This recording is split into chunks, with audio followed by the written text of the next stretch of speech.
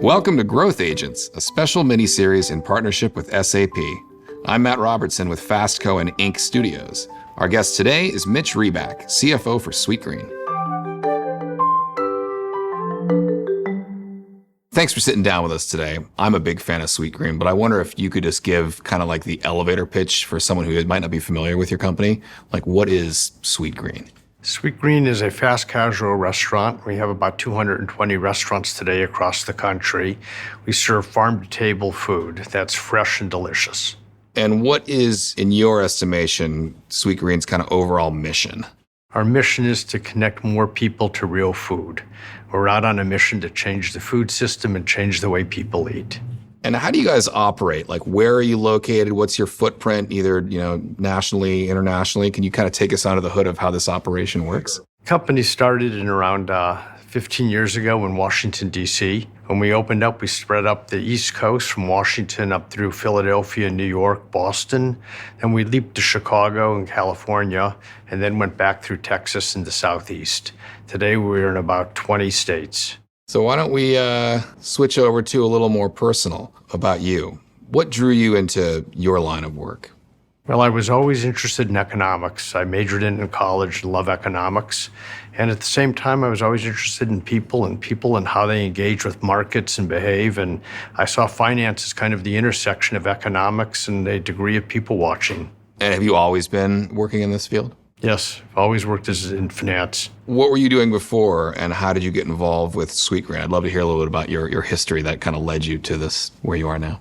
I was working as a CFO at my previous company, and there was a person there who was the chief operating officer who had left and joined Sweetgreen. When I left this company, she immediately called me and asked if I would have lunch with the founders of Sweetgreen. John, Nick, and Nate were on their way to Santa Monica to look at real estate, and we agreed to have lunch. She told John, Nick, and Nate that I was the only CFO who chopped his own salad every day for lunch. I thought we would have salad, but they went out for sushi. So how would you say that your background in finance has influenced how you operate here now at Sweetgreen? When I think about my background in finance, I had really two general types of roles. One working for founders and one working for a company that grew and scaled very, very quickly and became global. And I kind of see my role at Sweetgreen as a mix of those two functions. So what are some of the biggest challenges and complexities here as a CFO for you? I think Sweetgreen's on a huge growth spurt, and part of the role of finance is to keep up with that growth spurt, to be sure that we have adequate capital and adequate resources and drive the company forward as fast as we can move it. And I think we've been keeping up with the growth. Are there any successes that you've been able to achieve or share in as CFO? I think one of my big successes was helping to scale the infrastructure of the company. When I first joined Sweetgreen, there were approximately 25 people in the corporate structure, 3 people in finance. Today we have over 300 people. So really trying to add more experience to the company to help drive the growth forward. I think one of the big successes of Sweetgreen is just being able to grow so rapidly. When I joined the company, we had about 25 stores. Today, we have over 220 stores. So we're really able to drive rapid growth to meet more customers and drive it through other new markets. At the same time, we had to scale up the infrastructure to keep up with the growth. When I joined the company, we had about 25 people working in the support center. Today, we have over 300 people. And just scaling the infrastructure to align with the growth and building a culture that supported the growth was really critical. What's that unique perspective that you can share as a CFO, since we don't often get to hear from your side of things? When you're a CFO working for a founder, you need to be all in. Founders have dedicated their life to building their company, and they're all in. And they expect the people who work for them to be all in and all committed. And you need to be bought in. And I think the people who work for people like myself also need to be bought in. We drive our company hard, we drive it fast, and we have a lot of fun. And how are you able to get yourself in that all-in mindset? I've always been there. I'm completely bought in. I see what we're doing is fun. I see what we're doing is really important. We're connecting more people to real food. We're trying to change the food system. We're trying to make the world healthier. What's it like to help lead a company that has such an innovative and boundary-pushing idea and strategy? Well, I think there's a lot of innovation at Sweetgreen, from the way we supply our product and source it, to our role of technology, both meeting our customer and technology to running our store. The role of a CFO is really to push the innovation forward, but to do it in a way that's capital efficient and be sure that the company can continue to sustain that growth level. How do you view your role as a growth agent here at this company? As the CFO of Sweetgreen, I see my role in two big areas. First area is raising capital. Companies need capital to grow, and you need to be sure you have adequate capital at all time. Second area is we get to allocate that capital. And how good we are at capital allocation is critically important to the success of the company. For example, do we want more new stores, more new investments in technology, more marketing, more investments in people and culture? It's always a trade-off that the CFO has to be engaged in that decision-making. So what type of rate of growth is kind of going to be essential to the success of this company? Sweetgreen's grown about 20% for the past 9 consecutive quarters. That feels about the right pace for the next couple of years going forward.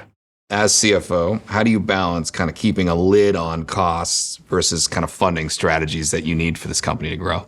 It's always a balancing act between how fast you want to grow and how fast you want to invest in the infrastructure. But you need to do it in a way that's absolutely coordinated. You want to be sure that the growth is fast enough to meet our customers and that the infrastructure can keep up with the growth. If you grow the infrastructure too quickly, it chokes off the growth. If you grow it too slowly, the growth stumbles. So it's a balancing act, and the role of the CFO is to have your hands on the dials at all times. You adjust the balancing act. So yeah, what are some of the biggest challenges in terms of sustaining or building growth for this company? I think one of the big challenges for Sweetgreen is to be selective in where and how we grow.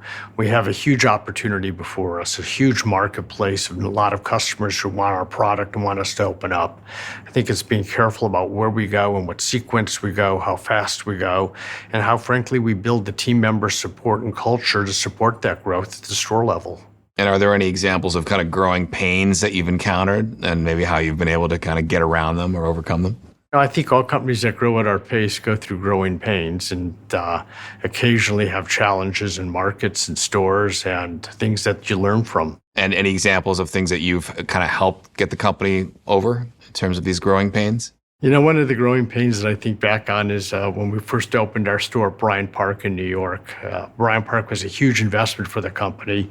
It's one of our largest stores. And at the time, I remember speaking up in the real estate meeting, say, this is the last store we'll do at this rent structure in New York. Today, whenever I go to Bryant Park, I laugh and think we'll take 20 more of them. So it was worthwhile? Very much worthwhile.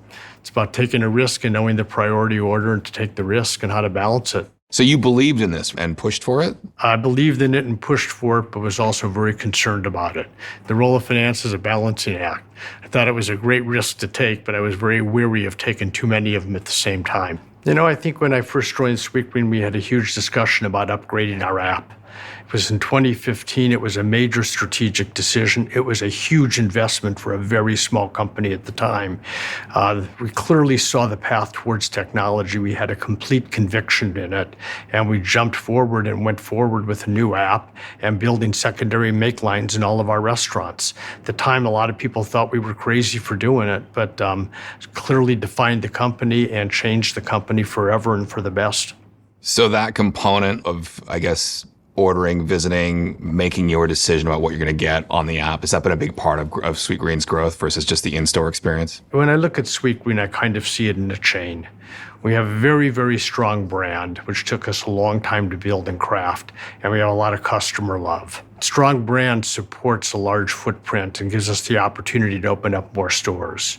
We sell a product that's sourced from farmers where our customer can taste freshness, and that freshness allows the customer to eat it frequently. We then developed an app. The app allows the customer to order frequently and seamlessly and as conveniently as possible. We then developed a lot of technology to run our stores because in each of our stores we have 5 ordering channels coming in at the same time. All of this together made for a very, very tight business model that allows the company to grow and grow in a way that's really repeatable and sustainable. What are some of the goals for the future of the company in the next 5 years and beyond? When I think about Sweetgreen, we're at the infancy of our growth. We see the opportunity for thousands of stores in the United States, international expansion at some point in time. So I see us executing and opening up more new markets, more new stores, and really broadening our menu and continuing to reach new customers every day. Are we entering a new era in this industry? I think that we did enter a new era in the industry as we came through the COVID pandemic. I think you saw more people developing greater use of technology and faster service models and adapting to a different environment. In your view, how would you say, based on your own experience, maybe what you've seen, the role of the CFO, is that changing in today's C-suites? And if so, how? I think the world's changing. The world's moving much, much quicker. Think about the impact of the pandemic, the recovery of the pandemic, how quickly interest rates have moved. The role of the CFO is to allocate capital. That means you have to adjust as the world changes. The faster the world changes, the faster we need to adjust. I think that's brought new challenges and opportunities to the role of the CFO. And how has that affected your approach to a workday or your general philosophy towards what you do for your career? I think what I would say is some people look at the industry and say it's a slow-moving industry, but this is a very, very fast-paced culture. I think we use speed to our advantage and speed to reach more customers and speed to drive our culture. And what's one of the key attributes in making us successful. Does the CFO have a role in building the culture here? I see myself as a key builder of the culture of Sweetgreen. We want to build a smart, fast-paced culture that has a lot of fun together. I think culture is really what makes a company successful. Culture is how you align your organization and get everyone driving behind the same mission. We spend a lot of time building the culture, and it's something we look for in every hire we do. Yeah, and how would you say you do that? People don't particularly associate the CFO finance with building the cultural identity of a company. How do you pull that off? I think for me, it just comes naturally, but I think what we do largely is we look for the people we bring in. We bring in smart people who are fun and like to have a good time. When you find that magic, they help spread the culture and they help make the place stronger. And that makes people drive our mission faster. That is all for our discussion on growth agents. This custom episode is produced by Fastco and INC Studios in partnership with SAP. I'm Matt Robertson, our producer is Avery Miles, and our editor is Nicholas Torres.